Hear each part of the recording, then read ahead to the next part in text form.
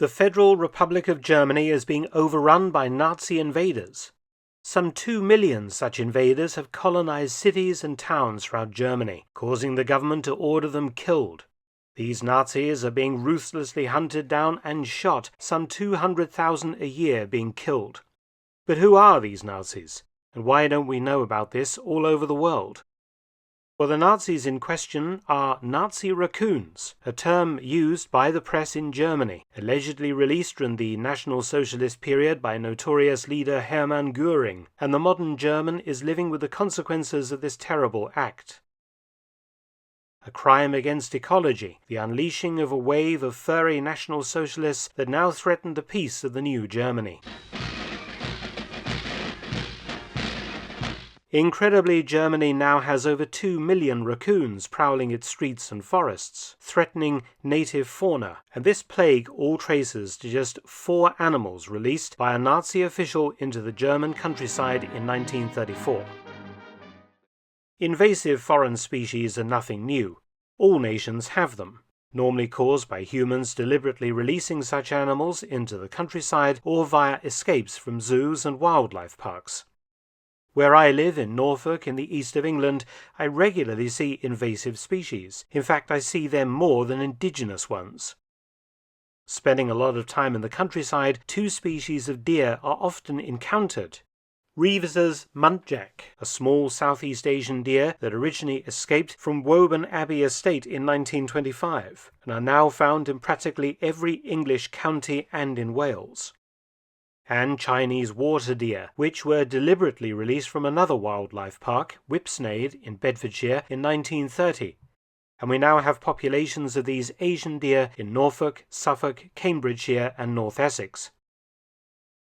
The most commonly seen invasive species in Britain is of course the eastern grey squirrel, an American invader that has supplanted the native red squirrel almost everywhere in the UK. Grey squirrels are regular visitors to my garden, and I'm sure to yours if you live in the UK, and are seen in most streets and parks hopping from tree to tree or gathering nuts from the ground.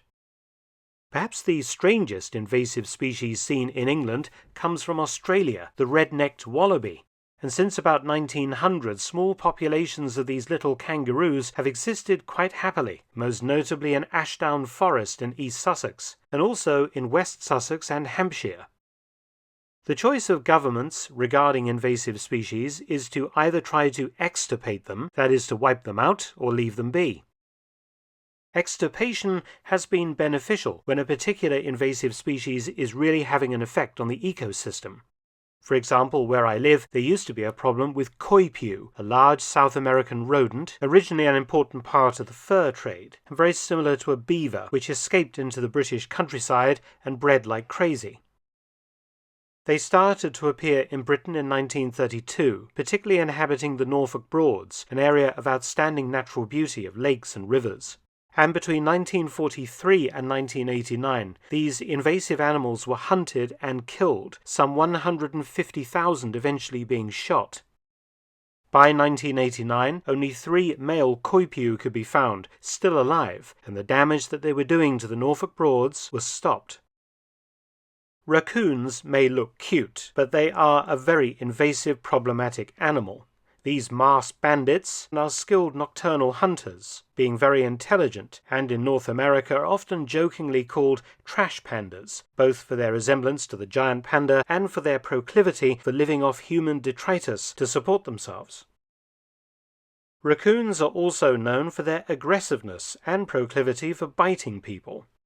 They have had a big impact on native German wildlife and face no real predators except man, as nearly all the top predators, such as wolves, have largely disappeared from Germany due to extensive hunting in the 19th and early 20th centuries. There are around 200 or so wolf packs in Germany that have drifted back from Eastern Europe after the end of the Cold War, but nowhere near enough to keep down the raccoon population. So who's to blame for this shocking invasion of Germany? Well, normally the Nazis get blamed in all the textbooks because the first raccoons were released when Hitler was Chancellor. In fact, the man held directly responsible was the Prime Minister of Prussia and Chief Huntsman of the Reich, the then General Hermann Göring, who would become famous as the leader of the new German Air Force, the Luftwaffe, from 1935 onwards, and the only holder of the exalted rank of Reichsmarschall. Göring was an avid hunter, to say the least, and you must also remember that in 1934 the fur industry was still very important globally.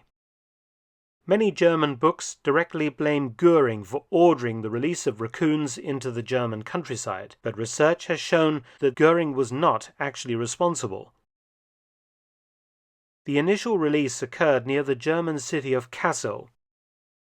Fur merchants had suggested to wildlife officials there that raccoons be released into the wild around Kassel, providing both pelts for the fur trade and meat via hunting. As Kassel was a part of Prussia, the proposal was sent up the bureaucratic ladder to the office of the Prussian Prime Minister and the chief huntsman himself, Hermann Göring. However, it is very unlikely that Göring personally ever saw the request, it being dealt with by civil servants in those departments, and the request was immediately objected to by two of Germany's foremost zoologists. The Hagenbeck family that ran the famous zoo in Hamburg objected, and told of one raccoon that had escaped and gone feral in Hamburg, killing ducks and various domestic pets. Lutz Heck, who ran Berlin Zoo, also objected to releasing raccoons for firm ecological reasons. And the office of the Prussian Master of the Hunt, one of Göring's many officers, vacillated for months before finally ordering the wildlife authorities in Kassel not to release the animals. But by then the deed was already done. A senior wildlife official, an aristocrat named Wilhelm Baron von Berlepsch, had already ordered without higher authority the release of 2 breeding pairs of raccoons into the forest around the area of Lake Eder outside Kassel on the 12th of April 1934. By 1945 there were some 24 breeding pairs in the area.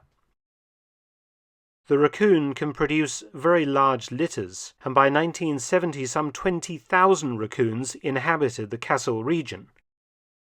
By 2024, that figure had expanded to 2 million, spread right across Germany, having a big impact on local wildlife and proving to be annoying pests to human society as well.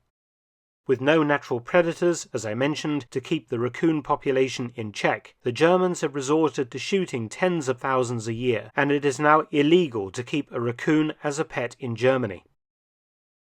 All those masked bandits for just 2 pairs of raccoons released at the Lake Eder area 90 years ago, often disparagingly called Nazi raccoons today, but in reality the result of the actions of one misguided German official and a very slow Nazi bureaucracy.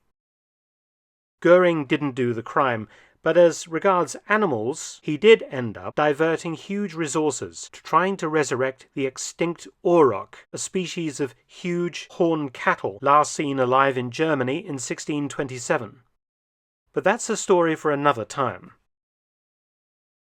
Many thanks for watching. Please subscribe and share, and also visit my audiobook channel, War Stories with Mark Felton. You can also help to support both of my channels at PayPal and Patreon. Details in the description box below.